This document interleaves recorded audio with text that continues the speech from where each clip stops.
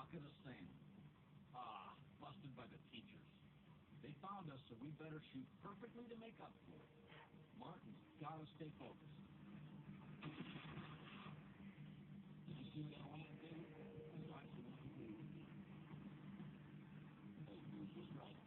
And by just right, my teacher meant just right of the target. So, I better tell Martin to move just left. Give him a hold left. Hold left.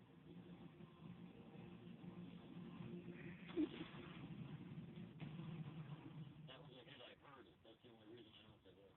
So Martin nailed the target. Now it's my turn. I've got my eye on the jug of water. Yes! Good hit. So William, how do you think I did? You did great. I think you experienced some of the things snipers have to learn to be able to do their job, and also you experienced how tough it is. It's not an easy task.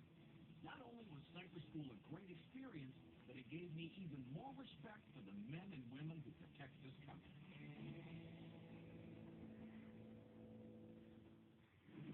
Keep watching, because when we return, I strap on a pair of skis, tie myself to a horse, and hang on for dear life. Detouring may be some people's idea of fun, but it's my idea of insanity.